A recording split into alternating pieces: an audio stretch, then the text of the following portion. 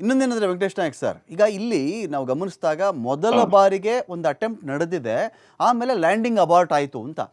ಎರಡನೇ ಬಾರಿ ನಾವು ಚೆಕ್ ಮಾಡಿಕೊಂಡಾಗ ಡಿಸೆಂಡಿಂಗ್ ಅಂತ ನಾವು ಚೆಕ್ ಮಾಡಿದ್ವಲ್ಲ ಸರ್. ಈಗ ಏನು ಅಂತ ಹೇಳಿದ್ರೆ ಇಳಿಯಕ್ಕೆ ಬಂತು, ಅವ್ರು ರನ್ವೇನೇ ಕಾಣಿಸ್ಲಿಲ್ಲಪ್ಪ, ಅದು ಲ್ಯಾಂಡಿಂಗ್ ಪೊಸಿಷನ್ ಅಂತ ಒಂದು ಇರುತ್ತಲ್ಲ ಸರ್, ಸ್ಲೋ ಆಗಿ ಅದೊಂಥರ ಇಳಿತಾ ಬಂದು ರನ್ವೇಗೆ ಜಾರ್ಕೊಂಡು ಹೋಗುವಂಥದ್ದು ಒಂದು ಪ್ರೊಸೀಜರ್ ಇರುತ್ತಲ್ವಾ, ಆ ಥರದ್ದು ಆಗದೆ ವಿಮಾನವೇ ದೊಪ್ಪಂತ ಅಲ್ಲಿ ಬಿದ್ದೋಯ್ತು ಅಂತ ಹೇಳಿದಾಗ, ಸೊ ಇಲ್ಲಿ ಎಂಜಿನ್ ಫೇಲ್ಯೂರ್ ಚಾನ್ಸಸ್ ಜಾಸ್ತಿ ಇರುತ್ತಾ ಹೇಗೆ ಅಂತ?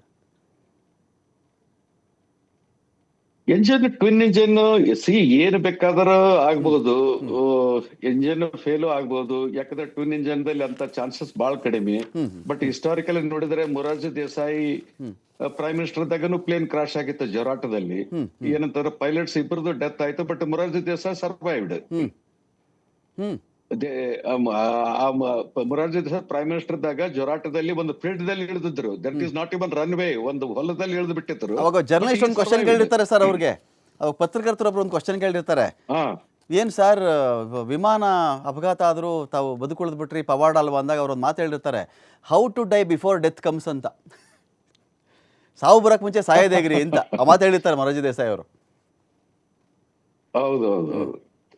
ಸೊ ಇದರಲ್ಲಿ ಏನಂತಂದ್ರೆ either pilot error or sabotage or machine failure, ಈ ಮೂರರಲ್ಲಿ ಒಂದು ಕಾರಣ ಇರ್ತದೆ.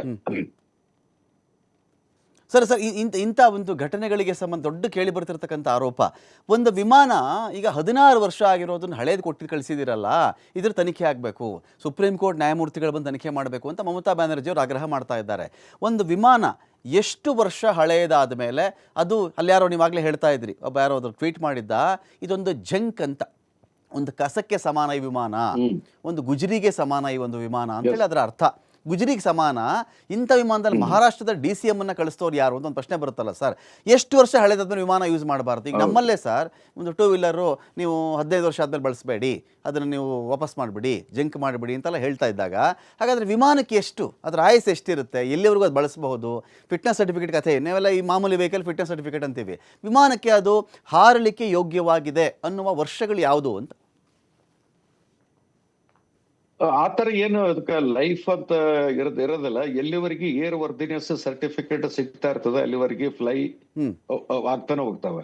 ಯಾಕಂದ್ರೆ ಏರ್ಕ್ರಾಫ್ಟ್ಸ್ ಆಗಲಿ, ನಮ್ಮಲ್ಲಿ MiG-21 ಅವೆಲ್ಲ ಮಿಗ್ ಸೀರೀಸ್ ಏರೋಪ್ಲೇನ್ಸ್ ಏನಿದ್ವಲ್ಲ, ಮೋರ್ ದನ್ 30 years ನಾವು ಫ್ಲೈ ಮಾಡಿವಿ ಫೈಟರ್ ಏರ್ಕ್ರಾಫ್ಟ್ ಅದು.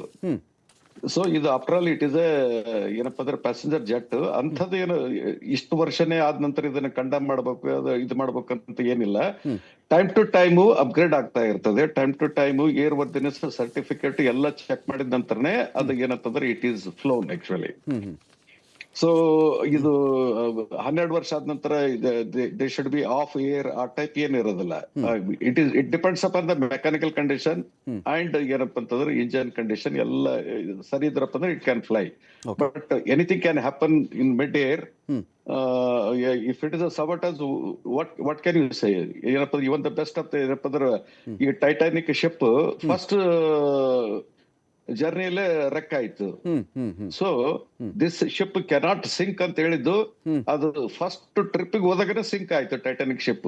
ಸೊ ದಟ್ ವೇ ಹಳೇದು ಹೊಸದು ಇದು ಲೆಕ್ಕದಲ್ಲಿ ಬರೋದಿಲ್ಲ. It depends upon the conditions. ಆ ಟೈಮ್ದಲ್ಲಿ ಎಕ್ಸ್ಟೆಂಟ್ ಆದಾಗ ಯಾವ ಕಂಡೀಷನ್ಸ್ ಅವ್ರಿಗೆ ಏನಪ್ಪ ಅಂದ್ರೆ ಫೇಸ್ ಮಾಡಿದ್ರ ಎಂಬುದು.